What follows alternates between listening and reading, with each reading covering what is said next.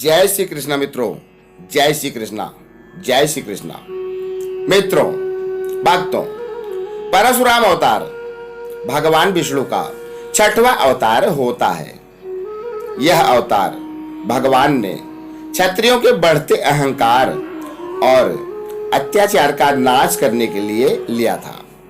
लेकिन ऐसा क्या कर दिया था क्षत्रियों ने कि भगवान विष्णु को उनके विनाश के लिए पृथ्वी पर ब्राह्मण के रूप में जन्म लेना पड़ा। आइए इस वीडियो के माध्यम से भगवान नारायण के इस अवतार के बारे में गहराई से जानते हैं। भक्तों, गीता के अध्याय 4 के श्लोक 7 और 8 में भगवान श्री कृष्ण ने अर्जुन से कहा है कि यदा यदा ही धर्मस्य ग्लानिर्भवति भारत अभ्युत्थानम् धर्मस्य तदात्मानं सृजाम्यहम् परित्राणाय साधूनां विनाशाय च दुष्कृतां धर्म संस्थापनार्थाय संभवामि युगे युगे।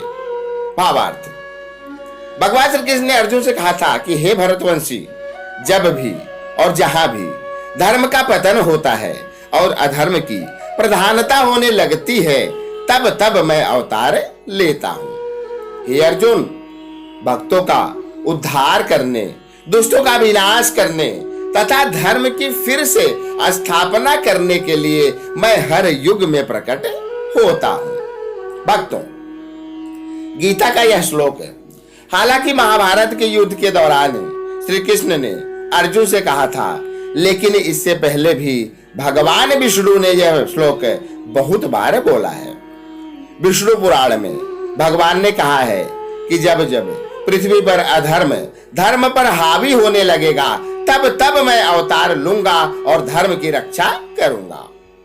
अपने इसी प्रण को पूरा करने के लिए भगवान विष्णु ने पहला अवतार मत्स्य का अर्थात मछली का, दूसरा अवतार कूर्म अर्थात कछुए का, तीसरा अवतार वराह अर्थात शरीर मानव का तथा सिर सुअर का, चौथा अवतार नरसिंह अर्थात शरीर मानव का सिर शेर का, तथा 5वां अवतार वामन अवतार जो पूर्ण मानव रूप में लेते हैं, जिसके बारे में हमने इससे पहले की वीडियो में आपको बताया है। इसके बाद भगवान पृथ्वी की रक्षा के लिए अपना 6वां अवतार परशुराम अवतार लेते हैं, जिसके बारे में हम आपको इस वीडियो में बताने जा रहे हैं। तो आइए आगे बढ़ते हैं और जानते हैं भगवान विष्णु के 6वें अवतार परशुराम अवतार के बारे में। क्या भगवान विष्णु के 6वें अवतार परशुराम अवतार के बारे में। सबसे पहले हम भगवान विष्णु के परशुराम अवतार के बारे में चर्चा करेंगे कि आखिर भगवान विष्णु ने परशुराम अवतार क्यों लिया। परशुराम अवतार भगवान विष्णु के 10 अवतारों में से 6वां अवतार होता है, जो कि भगवान शिव और विष्णु का संयुक्त अवतार माना जाता है, जिसमें भगवान विष्णु से संहार जिसमें भगवान शिव से संहार, भगवान विष्णु से उन्होंने पालक के गुण प्राप्त किए। और यह अवतार उन्हें इसलिए लेना पड़ता है कि जिन क्षत्रियों के हाथ में ईश्वर ने राजसी सत्ता को संभालने का कार्यभार सौंपा था, वही क्षत्रिय अब उसका दुरुपयोग करने लगे थे। पुराणों के अनुसार यह माना जाता है कि जब राक्षसों ने क्षत्रिय रूप धारण करके पृथ्वी पर जन्म लिया और अपने शक्तियों के अहंकार के नशे में चूर होकर प्रजा पर अत्याचार करने लगे और ब्राह्मणों का अनादर करने लगे, तब भगवान विष्णु ने पृथ्वी पर आवेशा अवतार ब्राह्मण के रूप में अपना 6वां अवतार लिया, जिसे परशुराम अवतार के नाम से जाना जाता है। इस अवतार में भगवान परशुराम ने क्षत्रियों का विनाश करने के लिए 10 वर्षों तक हिमालय पर भगवान शिव से शक्तियां प्राप्त करने के उद्देश्य से कठोर तपस्या की। तत्पश्चात भगवान शिव उनसे अत्यंत प्रसन्न हुए और उन्हें अपना शिव धनुष और एक परसा भेंट किया और उन्हें राम से परशुराम का नाम दिया, क्योंकि इससे पहले उनका नाम राम था, जो कि परसे के प्राप्त होने के बाद परशुराम हो गया। भगवान शिव द्वारा परशुराम को दिया गया धनुष बाद में उन्होंने राजा जनक को भेंट कर दिया और परसा परशुराम का मुख्य अस्त्र बना, जिसके द्वारा वे अपने शत्रुओं को मौत के घाट उतारते थे।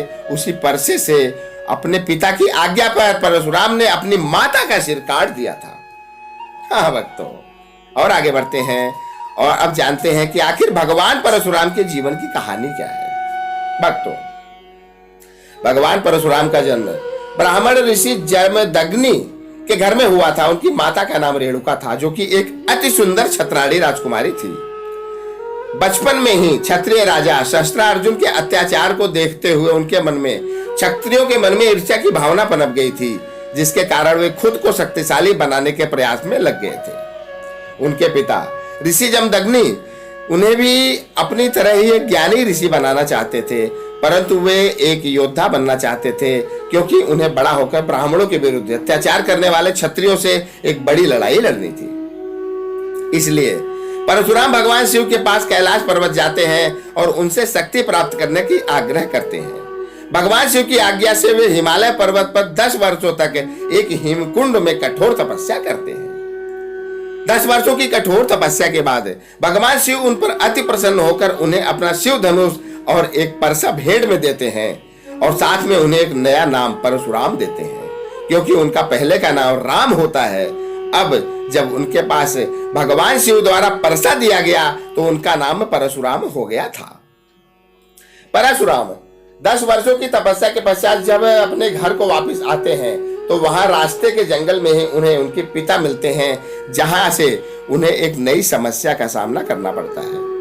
और वह समस्या थी उनके पिता जमदग्नि द्वारा अपनी पत्नी रेणुका के चरित्र पर शक करने की, जिसके कारण उनके पिता उनसे एक वचन लेते हैं कि हे पुत्र परशुराम, मैं एक बहुत बड़े तनाव का सामना कर रहा हूँ। इस पर परशुराम ने उन्हें वचन दिया कि पिताश्री आप आज्ञा करें, मैं आपको वचन देता हूँ कि आप जो कहेंगे मैं उस वचन को पूरा करूंगा। परशुराम ने बिना यह जाने कि उन्हें क्या करना है अपने पिता को वचन दे दिया। उसके बाद उनके पिता उन्हें घर ले जाते हैं और परशुराम से कहते हैं कि बेटा परशुराम, तुमने जो वचन मुझे दिया है अब उसको पूरा करने का समय आ गया है, और उस वचन को पूरा करने के लिए तुम्हें अभी और इसी समय अपने परसे से अपनी माता रेणुका का वध करना होगा। यह सुनते ही परशुराम को बड़ा आश्चर्य होता है और वे बहुत ही क्रोधित अवस्था में कहते हैं कि हे ब्रह्मा अर्थात हे ब्रह्मदेव, मुझे आपने किस संकट में डाल दिया। परशुराम द्वारा ऐसा कहने का तात्पर्य था कि हे भाग्य विधाता ब्रह्मा, जिस मां ने मुझे जन्म दिया, आज मुझे उसी का वध करने के लिए समय मुझे बाध्य कर रहा है। और फिर अपने आप को संभालते हुए अपने परसे से परशुराम ने अपनी ही मां का सिर काट दिया। इसके बाद उनके पिता उनसे बहुत प्रसन्न हुए और कहते हैं कि हे बेटा परशुराम, अब तुम मुझसे जो मांगना चाहते हो मांगो, मैं तुम्हें वचन देता हूँ। इस पर परशुराम ने कहा कि हे पिताश्री, अगर कुछ देना ही चाहते हो तो मेरी मां को पुनः जीवित कर दो। ऋषि जमदग्नि बहुत ही प्रतापी ऋषि थे। उन्होंने अपनी शक्ति से रेणुका को जीवित कर दिया।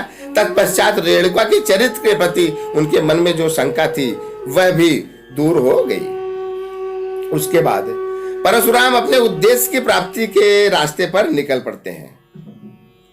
अपने आश्रम के ब्राह्मण शिष्यों को लेकर अपनी एक सेना तैयार करते हैं और क्षत्रियों के विरुद्ध एक बड़े लड़ाई का आह्वान कर देते हैं, जिसमें राजा सहस्त्रार्जुन सहित उनके 21 साथी राजाओं का सर्वनाश अर्थात वध करते हैं और उनके रक्त को एक कुंड में संग्रहित करते हैं।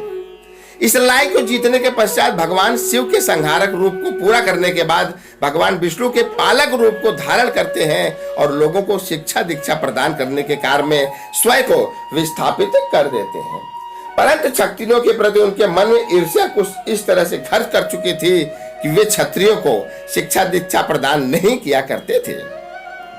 दोस्तों भक्तों, और आगे बढ़ते हैं और अब जानते हैं कि भगवान परशुराम का त्रेता युग में क्या भूमिका थी। जैसा कि हमने पहले ही आपको बताया कि भगवान शिव द्वारा दिया गया शिव धनुष परशुराम ने राजा जनक को भेंट कर दी थी और वह शिव धनुष राजा जनक के राजमहल में रखा हुआ था। एक दिन जनक पुत्री सीता ने उस शिव धनुष को उठा लिया था और यह बात जैसे ही राजा जनक को पता चली उन्हें बड़ा ही आश्चर्य हुआ, क्योंकि वह शिव धनुष कोई साधारण धनुष नहीं था और उसे कोई साधारण प्राणी उठा भी नहीं सकता था। इस बात से प्रभावित होकर राजा जनक ने यह निर्णय लिया कि जो भी इस शिव धनुष पर प्रत्यंचा चढ़ाकर इसे तोड़ेगा उसी से मैं अपनी पुत्री सीता का विवाह करूंगा। और इसके लिए एक बड़े स्वयंवर का आयोजन हुआ जिसमें अयोध्या के राजकुमार राम और लक्ष्मण भी आए थे। स्वयंवर शुरू हुआ और जब बड़े बड़े योद्धागण उस धनुष को उठा भी नहीं पाए तो राजा जनक निराश हो गए। राजा जनक की निराशा को देखकर गुरु विश्वामित्र का आदेश पाकर दशरथ पुत्र राम ने उस शिव धनुष पर प्रत्यंचा चढ़ाया और तोड़ भी दिया।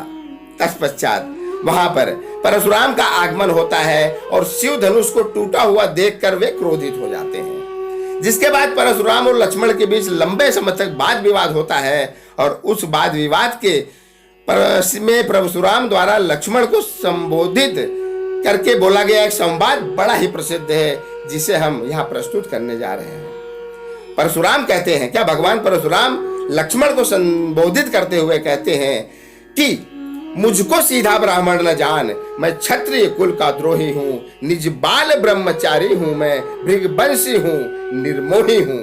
मेरे इस लौह कुल्हाड़े ने स्वर्णिम की नदी बहा दी है, इस आर्य भूमि पर बहुत बार क्षत्राणी राण करा दी है। बहुत देर तक परशुराम और लक्ष्मण के बीच वाद विवाद के बाद श्री राम बीच में आए और उनके बीच में आने के कुछ समय पश्चात परशुराम को यह ज्ञात हो जाता है कि यह कोई साधारण पुरुष नहीं बल्कि साक्षात नारायण के अवतार है।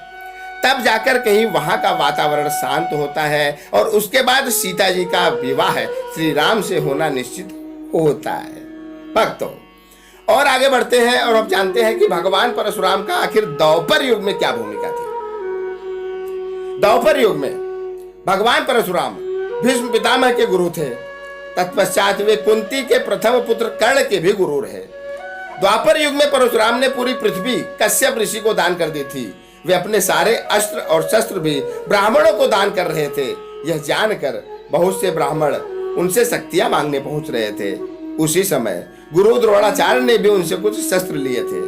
जब ये बात कर्ण को पता चली तो वे भी जनेऊ धारण करके परशुराम के पास शस्त्र लेने पहुंच गए, जबकि वे ब्राह्मण नहीं थे। जब कर्ण ब्राह्मण के वेश में परशुराम से मिले तब वे अपने सारे शस्त्र दान कर चुके थे, लेकिन कर्ण के अंदर सीखने की प्रवृत्ति को देखकर परशुराम ने कर्ण को अपना शिष्य बना लिया। लेकिन एक दिन जब परशुराम काफी बूढ़े हो चुके थे और जंगल में अभ्यास करते समय परशुराम बहुत थक गए थे, इसलिए वह जंगल में ही एक पेड़ के नीचे लेट गए और कर्ण भी वहीं बैठ गए ताकि वे अपने गुरु के सिर को अपनी गोद में रख सकें। परशुराम कर्ण की गोद में गहरी नींद में सो रहे थे। तभी एक खून चूसने वाला कीड़ा कर्ण की जांघ में घुस गया और कर्ण का खून चूसने लगा, जिससे कर्ण को बहुत भयंकर दर्द हो रहा था। उनके जांघ से रक्त की धार भी बह रही थी, लेकिन वे टस से मस भी नहीं हुए, क्योंकि उनके शरीर के हिलने से उनके गुरु परशुराम की नींद ना खराब हो जाए। लेकिन जब धीरे धीरे रक्त की धार परशुराम के शरीर तक पहुंची तो उनकी नींद खुल गई और उन्होंने देखा कि वह खून कर्ण का था और उस कीड़े ने कर्ण के शरीर को काफी गहरा घाव भी दिया था, लेकिन वे उस दर्द को सह गए थे। जब परशुराम ने कर्ण की ओर बड़े गौर से देखा और परशुराम को यह ज्ञात हुआ कि कर्ण ब्राह्मण नहीं है, उसने झूठ बोलकर उनसे शिक्षा हासिल की थी, तो वे कर्ण के ऊपर बहुत क्रोधित हुए और उसको यह श्राप दिया कि जब भी उसे परशुराम द्वारा दी गई शक्तियों की जरूरत पड़ेगी वह अपनी सारी विद्याएं भूल जाएगा। परशुराम के उस श्राप के कारण ही महाभारत के युद्ध के दौरान वही हुआ। जब अर्जुन और कर्ण के बीच भीषण युद्ध हो रहा था तब आवश्यकता अनुसार कर्ण कोई भी दिव्यास्त्र नहीं चला सका, क्योंकि उस समय परशुराम के श्राप की वजह से कर्ण दिव्यास्त्रों के ज्ञान को बिल्कुल भूल चुका था, जिसके कारण ही वह महाभारत के युद्ध में अर्जुन से हार गया था और वीर गति को प्राप्त हो गया था। दोस्तों, आशा करता हूं कि यह वीडियो आपके ज्ञान के भंडार को पहले से और बेहतर बनाएगा, साथ ही साथ आपको बुद्धिजीवियों की श्रेणी में लेकर जाएगा। तो आज के लिए सिर्फ इतना ही। अगले वीडियो में हम फिर मिलेंगे किसी नए टॉपिक के साथ। तब तक के लिए जय श्री कृष्णा।